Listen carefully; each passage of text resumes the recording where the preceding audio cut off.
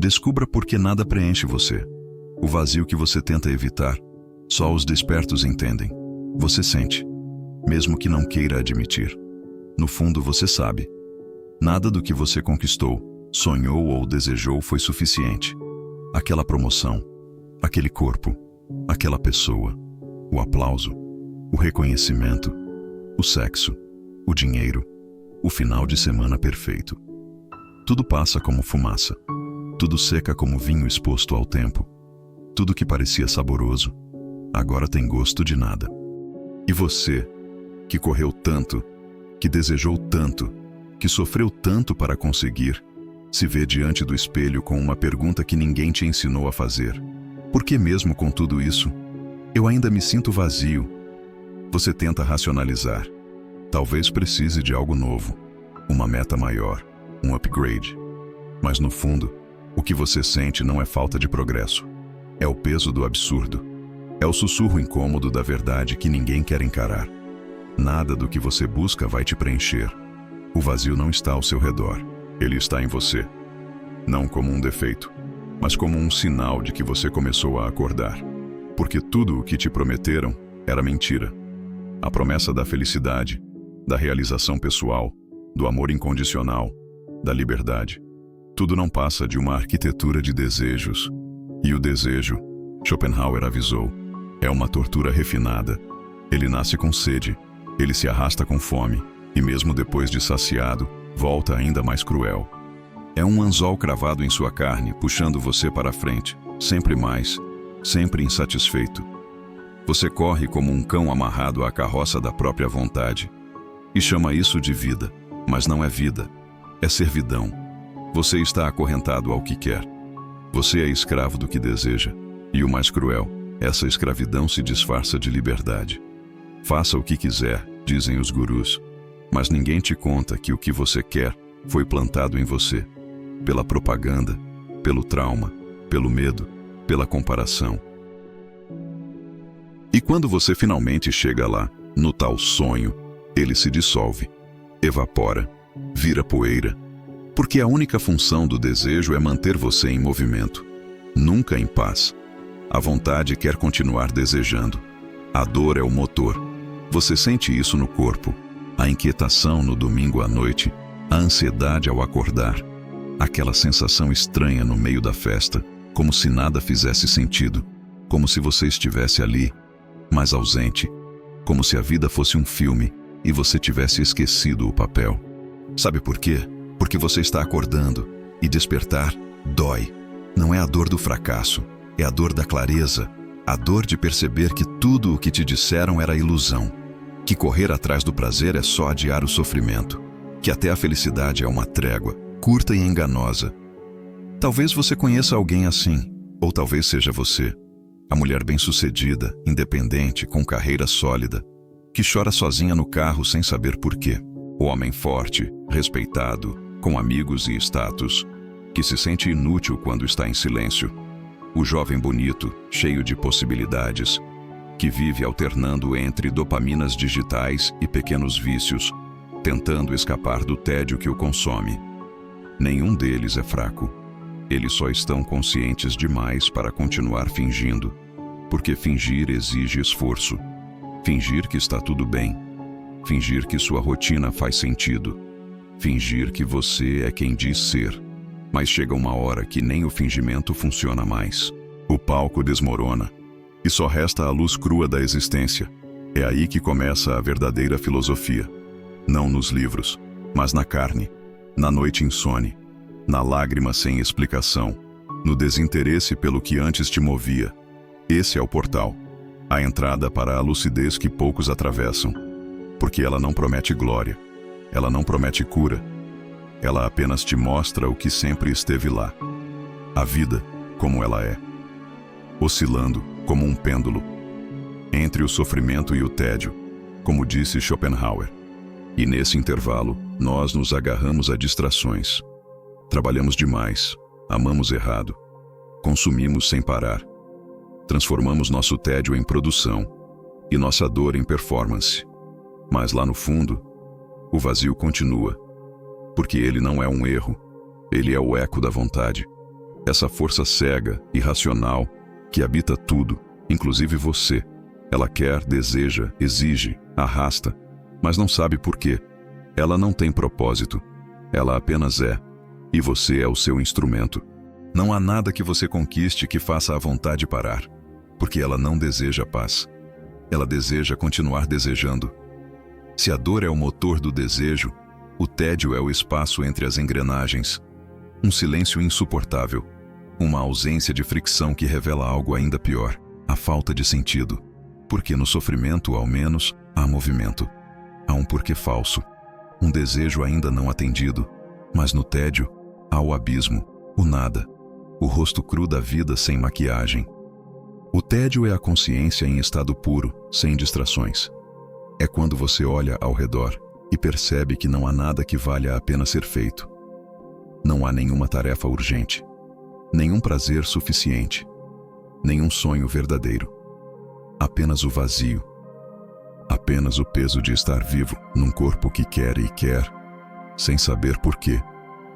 É nesse momento que muitos fogem, correm para o celular, para o sexo, para a comida, para as redes, para as promessas, para qualquer coisa que os faça esquecer, mesmo por um instante, que a existência é insuportavelmente desnecessária.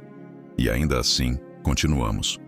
Pagamos boletos, fazemos metas, abrimos planilhas, voltamos para relações que sabemos que já morreram, inventamos ocupações, simulamos entusiasmo e sorrimos com a alma em chamas dizendo: está tudo bem, mas não está, nunca esteve.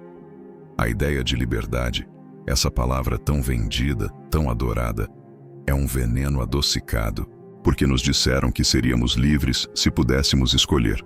Escolher o que vestir, o que comprar, o que fazer com a própria vida. Mas liberdade real não é poder escolher entre duas marcas de veneno. Liberdade real seria ser capaz de não desejar. E isso você não consegue. Você pode mudar de caminho, mas nunca se livra da estrada. Pode trocar de sonho, mas o motor que sonha, a vontade, continua ali, cega, cansada, insaciável. Você é livre para mover as peças, mas o tabuleiro não é seu. Você é livre para dançar, mas a música foi composta por outra força, e ela toca sem parar.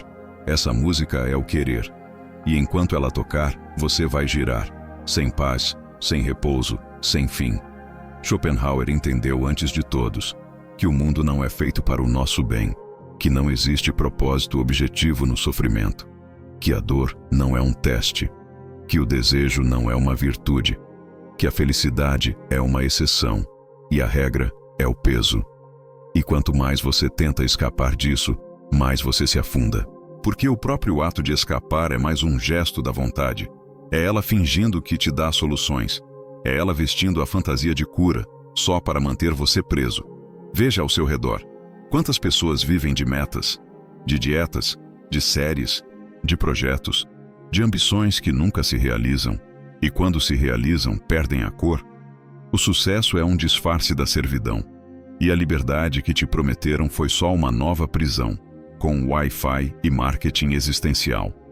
A maioria das pessoas que você conhece está dopada pelo futuro, pelo passado, pela esperança, pela mentira de que vai melhorar.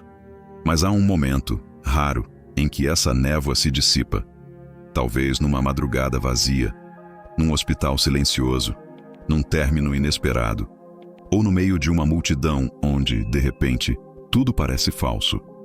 Nesse instante, algo dentro de você morre, mas outra coisa nasce, a lucidez.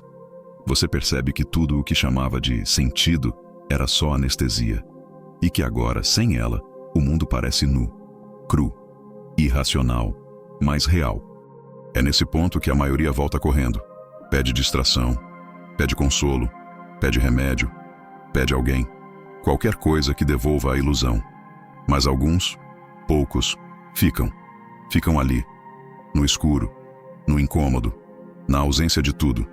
Esses são os despertos. Eles não são melhores, nem mais fortes, mas são mais conscientes. Eles já entenderam que não há para onde correr e que talvez a única saída verdadeira seja parar de correr, não buscar mais, não tentar mais, não desejar mais, porque tudo o que você busca, te busca de volta com garras, e tudo o que você deseja, te molda. O querer te devora por dentro, sorrindo, como um mestre invisível. A única liberdade possível, dizia Schopenhauer, não está em conquistar o mundo, mas em renunciar a ele, não por fraqueza, mas por lucidez, renunciar ao querer, renunciar à esperança vã, renunciar à ilusão de controle, não como um monge idealista, mas como alguém que viu o fundo do poço e decidiu não construir casa lá. Essa renúncia não é desistência, é transcendência. É o momento em que você para de tentar extrair sentido daquilo que nunca vai te dar nada além de dor. É como largar a corda num jogo de cabo de guerra. A vontade continua puxando, mas você simplesmente não responde mais. Você não precisa se matar para morrer por dentro. Basta viver como todos vivem, desejando, buscando, correndo, mantendo a máquina acesa enquanto ela te devora. Mas há uma outra possibilidade, não gloriosa, não reconhecida, não celebrada nas redes. Uma saída que não é uma fuga, mas um abandono, uma recusa. Schopenhauer chamou isso de negação da vontade. A capacidade rara de não mais ser servo do querer, de calar, por um instante que seja, a fome do desejo. E onde isso acontece? Onde essa renúncia se manifesta? Na contemplação. A arte para ele não era entretenimento, não era passatempo, era a suspensão momentânea do tormento de ser. Quando você contempla algo, verdadeiramente, um quadro, uma música, uma paisagem, um gesto, sem querer possuí-lo, sem querer transformá-lo em nada, ali você se liberta. Por um segundo, um instante sem tempo, você deixa de ser um escravo do querer e se torna olho, audição, silêncio. Você não deseja, você percebe. Você não busca, você recebe. Você não pensa, você se dissolve. É por isso que a verdadeira arte não serve para nada. Ela não te ajuda a vender mais. Ela não te torna mais produtivo. Ela não te leva ao sucesso. Ela te retira da farsa. E isso, para um mundo viciado em propósito, é imperdoável. Por isso ela é rejeitada, banalizada, substituída por dopamina. Porque ela ameaça o ciclo. Ela revela que você pode parar. Que o mundo não vai acabar se você apenas observar, sentir, respirar, existir, sem querer.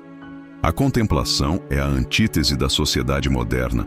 Enquanto o mundo grita, faça, conquiste, deseje, cresça, a arte sussurra, fique, veja, sinta, silencie.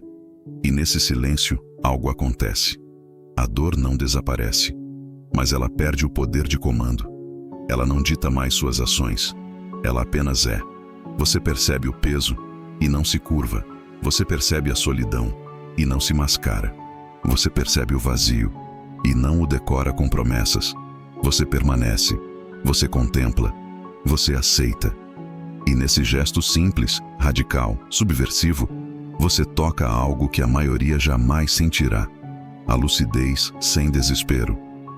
Porque a maior prisão não é o sofrimento, é a necessidade de sentido, a obsessão em transformar tudo em narrativa, em vitória, em moral, em ensinamento, em utilidade.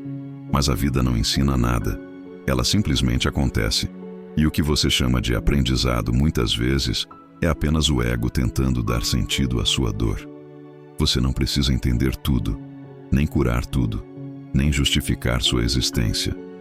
Você só precisa, mas de vez em quando, não reagir, ver sem desejar, sentir sem julgar, estar sem querer ser mais. Isso, para Schopenhauer, era o mais próximo da redenção. Mas não se engane, essa redenção não é doce, não é alegre, não é iluminada. Ela é amarga, silenciosa, solitária. Porque renunciar ao querer é também renunciar ao pertencimento, à esperança, à promessa. Você se torna uma pedra consciente num rio que não para. Mas pela primeira vez, você não está sendo arrastado. Você está parado, vendo tudo, sentindo tudo, querendo nada. E isso é liberdade, não a liberdade que te venderam. Não a que cabe num slogan, mas a liberdade bruta de não mais desejar. Você não será admirado por isso, nem seguido, nem compreendido, porque essa escolha não dá retorno, não se converte em aplausos, não se traduz em métricas, mas dá algo que nada mais dá: paz. Uma paz estranha, sombria, sem garantias, mas real. O mundo vai continuar girando, as pessoas vão continuar correndo, os anúncios vão continuar prometendo, e você estará ali, como um estranho no próprio tempo, e isso pode doer. Mas é uma dor limpa, sem ilusão, sem correntes. A contemplação te torna invisível para o mundo, mas finalmente visível para si mesmo. O mundo chama de fraqueza aquilo que é força incompreendida. Chama de desistência aquilo que é libertação. Chama de apatia aquilo que é transcendência. Porque o desperto não participa mais do jogo. Ele vê o mesmo mundo que os outros veem, mas não com os mesmos olhos. Ele sente o mesmo frio, o mesmo cansaço, o mesmo vazio, mas não responde mais com desespero. Ele aceita. E essa aceitação não é passiva, não é conformismo, é lucidez pura. É o reconhecimento de que não há cura para o querer, e por isso não há vitória a ser alcançada. O desperto caminha sem metas, age sem pressa, sente sem implorar, ama sem agarrar, perde sem se destruir. Ele observa o sofrimento sem tentar apagá-lo, porque sabe que apagar a dor é apagar a própria consciência, e o preço disso é a escravidão da ilusão. O mundo exige que você esteja sempre em movimento, sempre desejando algo, sempre buscando ser alguém. Mas o desperto sabe que esse alguém é uma máscara, um fantoche da vontade. E quando ele finalmente solta os fios, quando deixa cair o papel, não sobra um herói, nem um vencedor, só o ser, cru, despido, silencioso. E é nesse silêncio que começa a verdadeira vida. Não a vida que o mundo valoriza, mas a vida que não precisa de valor. O desperto já não deseja sentido. Ele contempla o absurdo sem tentar decorá-lo. Ele caminha pela vida como se caminha por um campo silencioso ao amanhecer, sabendo que vai escurecer outra vez. E mesmo assim, ele respira. A respiração se torna prece. O olhar se torna templo. A presença se torna revolução. Ele não busca mais a felicidade, porque já entendeu que ela é só um nome bonito para momentos em que o querer faz uma pausa, e que mesmo nesses momentos, a ameaça do desejo seguinte já está à espreita. O desperto não sorri por alívio, ele sorri por compaixão, por ver o sofrimento em cada rosto, a fome escondida em cada ambição, a dor sutil em cada estou bem. Ele não tenta acordar ninguém, porque sabe que o despertar não pode ser forçado. Só acontece quando a dor ultrapassa o prazer de sonhar. E a maioria ainda prefere sonhar. Por isso, o desperto caminha só. E isso não o assusta, porque a solidão dele não é ausência de companhia. É presença de lucidez. Ele olha para as pessoas correndo, brigando, lutando por espaço, por reconhecimento, por prestígio, e sente um silêncio interno. Não superioridade, não arrogância, apenas paz, porque ele já foi todos eles, já desejou, já sonhou, já correu, e agora ele apenas vê. Ele se senta diante do mundo como quem assiste a uma peça trágica. Não ri, não chora, só contempla. E às vezes, algo belo acontece. Um raio de luz toca uma superfície molhada. Um pássaro pousa numa janela. Uma criança ri sozinha na calçada. E por um instante, o universo se revela. Não como salvação, mas como obra de arte. Sem porquê, sem utilidade, apenas ser. A beleza, então, não é mais um objeto de desejo. É uma forma de presença, um estado de consciência, um instante de não querer. E esses instantes, para o desperto, são sagrados, não no sentido religioso, mas no sentido de que não se pode tocá-los sem destruí-los. A contemplação se torna oração, o silêncio, refúgio, a lucidez, redenção. E mesmo que a dor continue, porque ela continuará, ela já não é tirana, ela é companheira, parte da paisagem, como a sombra de uma montanha ao entardecer. O desperto aprendeu a caminhar com ela, sem fugir, sem brigar, sem implorar que acabe, porque no fim, a única liberdade que resta, a única que nunca pode ser tirada, é a liberdade de não desejar mais nada. Essa é a morte antes da morte, a dissolução do ego antes do túmulo, o fim da ilusão enquanto o corpo ainda respira. E isso é mais raro que ouro, mais precioso que fama, mais profundo que qualquer filosofia. A maioria vai zombar disso, vai rir, vai ignorar, vai virar o rosto. Mas alguns, em silêncio, vão entender, vão ouvir essa narração como quem ouve a si mesmo pela primeira vez. E talvez, nesse instante, algo dentro dele se quebre, ou se liberte. Uma corrente, um desejo, uma mentira. E o que sobra é só o ser, nu, vivo, desperto, sem porquês, sem promessas, apenas presença. E então, quando tudo silencia, quando o último desejo cessa e o corpo se torna só respiração, você não encontra luz, nem respostas, nem redenção. Encontra apenas o que sempre esteve lá, enterrado sob todas as máscaras, a nudez de existir, sem sentido, sem missão, sem enredo, mas talvez, pela primeira vez, sem dor. Porque onde o querer morre, nasce o olhar cru, o olhar que não julga, não espera, não exige, só contempla. Se você sentiu algo aqui dentro, não prazer, mas reconhecimento, então talvez esteja pronto para ver o mundo com outros olhos. Olhos que não fogem, olhos que não mentem, olhos que sentem tudo. Esse é o convite, não para mudar sua vida, mas para enxergá-la nua. Inscreva-se em O Olhar Cru. Seja bem-vindo ao lado sombrio da lucidez. Aqui não prometemos salvação, só a verdade que ninguém quer ouvir. E ela pode ser o começo da sua liberdade.